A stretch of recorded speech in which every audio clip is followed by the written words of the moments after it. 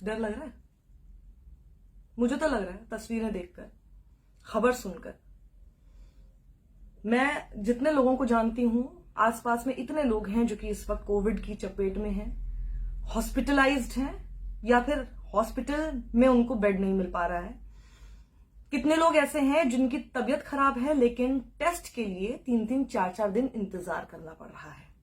मैं किसी एक राज्य या इन सब चीजों में तो पढ़ना ही नहीं चाहती। मैं सिर्फ ओवरऑल आपसे सिर्फ एक सवाल पूछना चाहती हूं। डर लग रहा है? लग रहा है ना? सवाल पूछा आपने खुद से, ये डर क्यों लग रहा है आपको? आपने एक बार भी ये सोचा, चलिए पिछले साल तो हमने मान लिया कि नया नया वायरस है, किसी को इसके बारे में कुछ पता नहीं था, और जो सजेस्ट करने की कोशिश भी कर रहे थे उनका सिर्फ मजाक उड़ाने में सरकार और उसके चंपू बैठे हुए थे। यही काम है ना इनका। वो सारी बातें आज सही होती हुई नजर आ रही हैं। 1 साल बाद भी आपका हेल्थ केयर सिस्टम वहीं का वहीं चरमराता हुआ दिखाई देता है, तो आप सवाल नहीं करेंगे। लेकिन डर लग रहा है ना? तो डर लग रहा है तो किसकी वजह से लग रहा है? आपको लग रहा है कि मैं आपको यह बोल रही हूं कि सरकार की वजह से आपको डर लग रहा है? नहीं, आपकी वजह से सबको डर लग रहा है। यह बात मैं कहना चाहती हूं उन देश के 40% लोगों से। मान लीजिएगा 60% लोग अभी भी अगर भुगत रहे हैं ना, तो आप 40% लोगों की वजह से भुगत रहे हैं, क्योंकि आपने कभी मुद्दा बनने ही नहीं दिया हमारे देश की शिक्षा और साथ ही स्वास्थ्य। कश्मीर हमारा है, वहां प्लॉट खरीदना है, बेड मिल पा रहा है? यह आपके लिए इंपॉर्टेंट था ना? एक धर्म विशेष, और धर्म विशेष क्यों बोलूं, सीधे सीधे बोलती हूं, मुसलमान को औकात में रखना है ना? रख लिया। शमशान में किसकी आपको चिताएं जलती हुई नजर आ रही हैं? मुसलमानों की। कोविड शायद धर्म देखकर आता होगा, है ना? पिछले साल मीडिया ने तो हमको यही जताया था कि धर्म देखकर ही आ रहा है और धर्म वाले लोग ही फैला रहे हैं। तो ये शमशान में जिसके बारे में, जिसको आपने इलेक्शन का इश्यू बनाया कि जी जितने कब्रिस्तान हैं उतने शमशान भी होने चाहिए, बिल्कुल सोचा नहीं शमशान में होता क्या है? आप जीवित नहीं जाते हैं, शमशान इसलिए ज्यादा चाहिए क्योंकि जब आप मर जाते हैं तो आपके शरीर के लिए आपको जगह मिल जाए, यानी आप अपने मरने के लिए वोट करते हैं। आपने इसको मुद्दा बनाया और आज भी बना रहे हैं। आप 40% लोग भ्रम में आते हैं उन 4% के जो आपको व्हाट्सएप के फॉरवर्ड भेजते हैं, जो आपको हर बात पे सिर्फ भ्रमित करते हैं। आपकी बिगटरी का इस्तेमाल करते हुए आपका ब्रेन वॉश किया जाता है और उसको भुगतता है देश का 60% इंसान। माफ नहीं करेगा वो आपको। आपने पिछले 1 साल में भी हेल्थ केयर के ऊपर सवाल नहीं किया। आपने पिछले 1 साल में पीएम केयर्स फंड पर सवाल नहीं किया। प्रवासी मजदूरों की मौत हो गई, आपने एक बार भी सवाल नहीं किया कि सरकार के पास डेटा कैसे नहीं है। आपने उस मीडिया पे हर बार भरोसा किया, उस पे रोज लगा लेते हैं टेलीविजन और उसको देखते हैं, जो कि एक बार सवाल नहीं करता, जो आपको इस दौरान कम से कम करना चाहिए था। आपने एक बार भी सवाल नहीं किया। तो डर क्यों लग रहा है भाई? को जो करना है, आपका जो लीडर फेवरेट है उसके बारे में आप 10 पोस्ट शेयर करते रहिए, लेकिन जब बात आती है हेल्थ केयर सिस्टम की, एजुकेशन की, how can you be in so much love of a leader?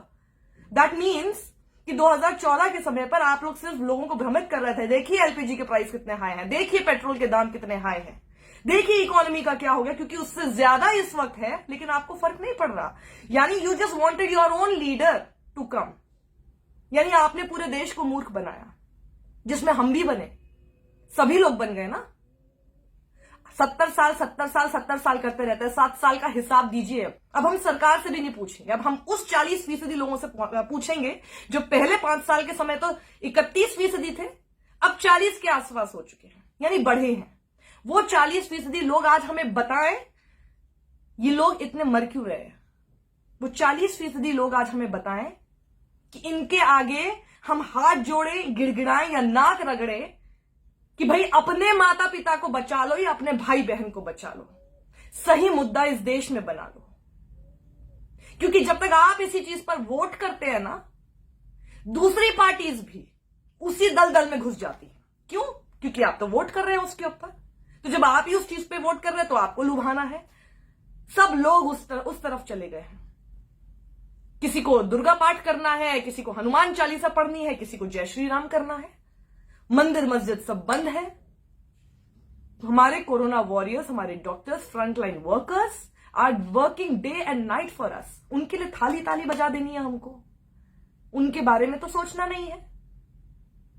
लेकिन हां, जब हमारे घर में मौत हो जाती है किसी की, तो उन डॉक्टर्स को गाली जरूर दे दी, उस अस्पताल में जाके खूब सिर पे उठा लेना है सब कुछ, है ना। अरे भैया, उनके वहां जाके खूब चिल्लाते हो, आप वहां जाके खूब चिल्लाते हो ना, वो आपसे सवाल पूछ नहीं पा रहे हैं। आज उनकी तरफ से मैं आपसे सवाल पूछ रही हूं, क्यों चिल्ला रहे हो? You voted for a temple, right? आपने तो मंदिर के लिए वोट किया ना, आपने तो एक धर्म को औकात में रखने के लिए वोट किया ना। आज आपको डॉक्टर की तरफ से सही सुविधा और अपने माता पिता बहन भाई सबकी जान क्यों बचवानी है? इसको आपने मुद्दा कब बनाया? कितनी बार आपको इस बात का फर्क पड़ा कि कौन सी सरकार हेल्थ केयर पर कितना खर्च कर रही है? पिछले 1 साल में फर्क नहीं पड़ा आपको तो जाइए 6 साल की तो मैं क्या बात करूं। आपको पिछले 1 साल में फर्क नहीं पड़ा। 2020 रिपीट मोड में 2021 में आ गया है। बहुत बुरा लग रहा है, डर भी लग रहा है। जिसके बारे में सुन रहे हो तो लग रहा है अरे भाई अपना ख्याल रखना पड़ेगा। यस, ख्याल रखना पड़ेगा, मास्क पहनना पड़ेगा। पूछा आपने देश के प्रधानमंत्री से, वो मास्क, 2 गज की दूरी, वो सब डायलॉग कहां गए? उनके एक आह्वान पे आप लोग थाली ताली बजा लेते हैं, आप लोग उनके कहने पे बात मानते हैं। वो खुद ही मास्क नहीं पहन रहे, अब भी नहीं पहन रहे, इलेक्शन रैलीज कर रहे हैं, दूसरों से भी करवा रहे हैं।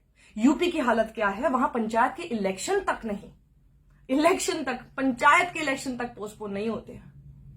So important these elections are. हमेशा याद रखिएगा, इनमें से किसी की तबीयत खराब होगी ना, इनको तो best of health care facilities मिल जाएंगी।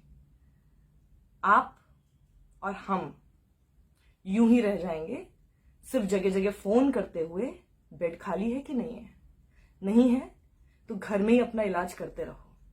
पता भी नहीं है कि क्या हालत है, क्या स्थिति हो गई है। मुझे तो डर लगता है भाई। आपको अगर नहीं लगता, आपको जिम्मेदार ठहराएंगे अब हम। बहुत हो गया अब सरकार को जिम्मेदार ठहराना। सरकार कोई ऐसे ही चुन के नहीं आती है, सरकार आपकी वजह से चुन के आती है। आप सरकार की अकाउंटेबिलिटी तय करते हैं। जब किसान बैठते हैं तो वहां भी अपने लीडर को सबसे ऊपर पोस्ट करने में आप लोग बैठ जाते हैं, क्योंकि आपका लीडर तो कभी गलत हो ही नहीं सकता। मजा आता है दूसरे को गाली देने में, क्योंकि हमारे देश का प्रधानमंत्री कभी कुछ गलत नहीं कर सकता। तो जब वो कुछ गलत नहीं कर सकते, तो जिनकी नजर में वो कुछ गलत नहीं कर सकते, अब से वो जिम्मेदार। आप 40% लोग जिम्मेदार होंगे वो एक एक आदमी के, जो अब इस दुनिया में नहीं है, आपकी वजह से। याद रखिएगा, इन सब लोगों की मौत का दंश अपने साथ जिंदगी भर लेकर चलते रहिएगा, क्योंकि आपने एक बार भी उनके जीवन को मुद्दा नहीं बनने दिया। वो मुद्दा नहीं बना तो मीडिया ने भी उसको मुद्दा नहीं बनाया। मीडिया ने अगर उसको मुद्दा बनाया तो सिर्फ सामने वाले का धर्म देखकर या फिर उस राज्य को देखकर जहां पर सरकार आपके नेता की नहीं थी। तो अगर आप उस राज्य में रहते हैं जहां आपके नेता की सरकार है, आपके साथ कुछ हो जाता है, तो मीडिया आपकी बात नहीं सुनेगा, नहीं आपकी सरकार आपकी बात सुनेगी। ये ऐसा आप ही ने सरकार को बनाया है, कोई सरकार खुद से नहीं बनती। Sorry, today I am not going to blame any government, it's you who has to be blamed और it's us who have to be blamed. अभी भी हम नहीं सुधरे ना, तो बस इंतजार कीजिएगा, बस इंतजार कीजिएगा, क्योंकि हर जगह जितने चुनाव हम देख रहे हैं, इस बीच में बिहार का ही चुनाव हुआ और इस बीच में पश्चिम बंगाल का भी चुनाव हुआ, मुद्दे तो दीदी और दीदी टाइप के बनते रह गए। मुद्दे क्या बने आपको पता है। Stop blaming anybody and I will blame you. 40% people, I will blame you and I'm sure the rest of the country, 60% of us will blame you. So don't think you're in majority. 60% of the people will blame you.